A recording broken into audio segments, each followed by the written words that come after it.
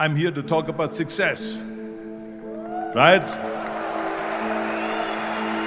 And the way we have set it up is that I'm going to talk about my first 3 rules right up here on stage, and then I'm going to sit down with Jürgen, and he's going to talk to me about the last 3 rules, because there's 6 rules basically that I always have laid out in the rules of success. Now let me get right away to the first rule of success.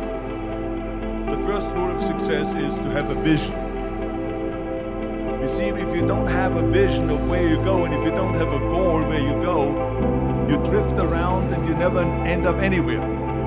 It's like you can have the best ship in the world, you can have the best airplane in the world. If the pilot or the captain doesn't know where to go, it would just drift around. It would not end up anywhere, or most likely in the wrong place.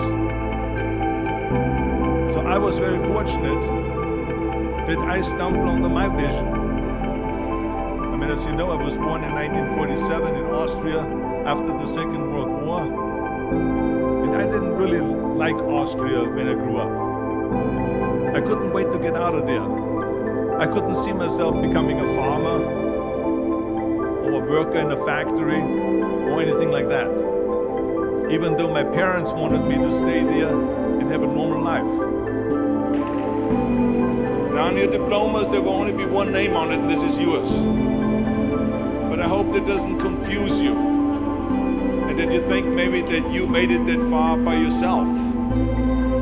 No, you didn't. It took a lot of help. None of us can make it alone. None of us. Not even the guy that is talking to you right now. That was the greatest bodybuilder of all times. Not even me, that has been the Terminator and went back on time to save the human race. Not even me, that fought and that killed predators with his bare hands. I always tell people that you can call me anything that you want. You can call me Arnold, you can call me Schwarzenegger, you can call me the Austrian Oak, you can call me Schwarzi, you can call me Arnie, but don't ever call me a self-made man. But this is so important for you to understand. I didn't make it that far on my own.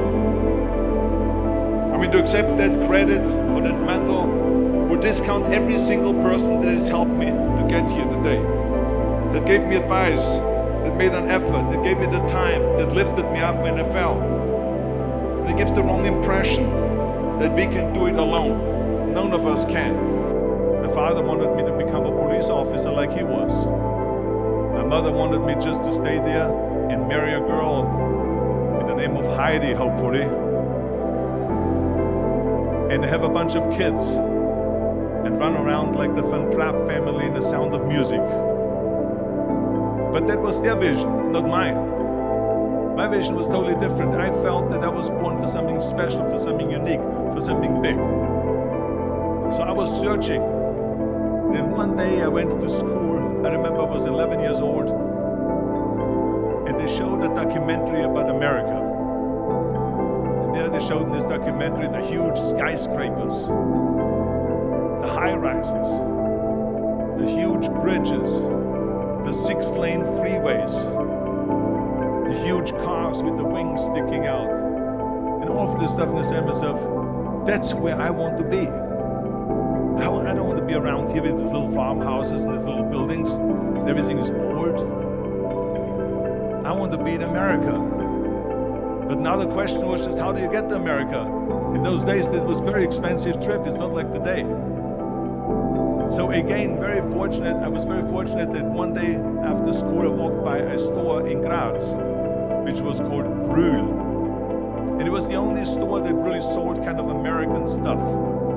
The whole concept of the self-made man or woman is a myth. Now I know you're going to say, look, we have read so many stories about you, and we saw documentaries where they talk about that you are the model of the American dream, and that you are the perfect example of the self-made man. Well, let me tell you, I have seen and heard and read those stories myself.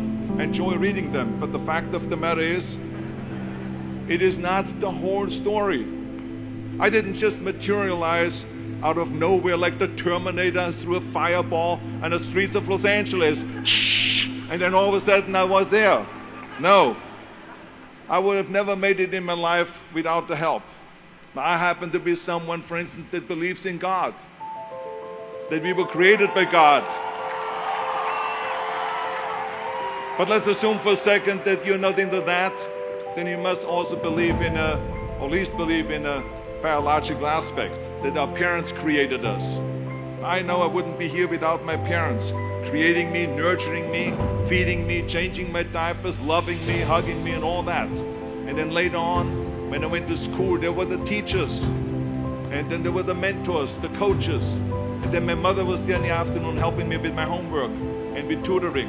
And then in the evening, my father was there helping me in sports, coaching us in soccer, and in the winter, skiing, sledding, ice skating, ice curling, and all those kind of things. My father taught me about discipline and my love and appreciation for sports. And he gave me my first great advice by saying, whatever you do, Arnold, be useful.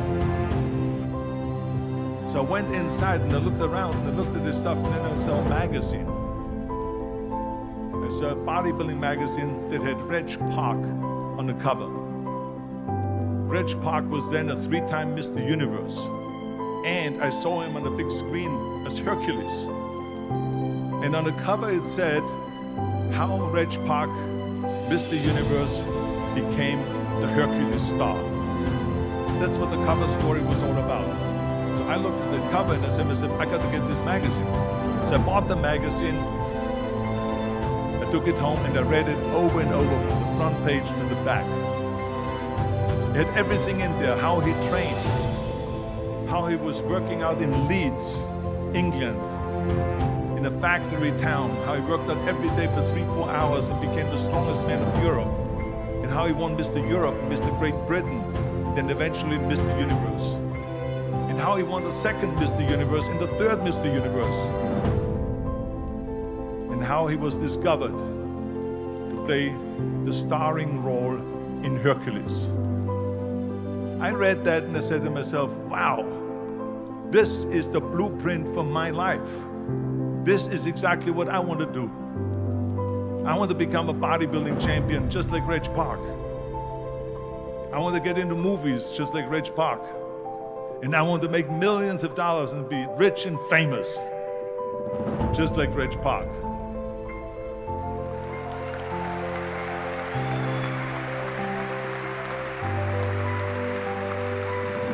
So you also read so many times that I decided from one day to the next to become a bodybuilding champion, and I started training 5 hours a day, and then I became the youngest Mr. Universe ever. Well, it is true, but the fact of the matter is it's not the whole story, because if I wouldn't have met a lifeguard at the lake where I grew up, and some bodybuilders that introduced me to weight training and they taught me the first chin-up on a branch of a tree by that lake, and that eventually introduced me also to a weightlifting club locally, where the coaches taught me about powerlifting and weightlifting and bodybuilding. They helped me and they nurtured me, they pushed me, and then eventually I saw a magazine with Reg Park on the cover. It said, Mr. Universe becomes Hercules. There was Reg Park in a Hercules pose on the cover. I bought that magazine, I read the story from the front to the end cover, and let me tell you something, I read exactly how he trained, 5 hours a day, how he became a champion, Mr. Universe, 3 times, how he went to America, and then he was discovered into the movies, Hercules movies. Well, when I read that, I found my vision. And let me tell you, the most important thing in life is to have vision, to know exactly where you're going. I found my vision. That magazine, Reg Park, gave me my blueprint for my life. And 5 years later, after training 5 hours a day, just like him, and doing his exercises, I became, through his help and his inspiration, the youngest Mr. Universe ever. Do you know how great it felt that I knew where I was going? Imagine the majority of people don't know where they're going. I knew where I was going, that I'm going to become this bodybuilding champion just like him. So it was just a question of how do you do it? I was so relieved, because when you have a goal, when you have a vision, everything becomes easy. Because remember that in America, for instance, when you study, you will see the percentage of people that like their jobs. 74% hate their job in America. Now, this is not much different when you come to Europe. The majority of people don't like what they're doing because they're really not doing it because they didn't have a goal and they followed this goal. They just aimlessly drift around, and then all of a sudden there's a job opening, so they get that job because you have to work. But then when you work, it's a chore. It's work. It's not fun. So if you think about only a quarter of the people really enjoy what they're doing in life, that is unbelievable to think about it. So I felt so blessed that I knew what I was doing. It's like a medical student that studies and knows he wants to become a doctor. You know where to go.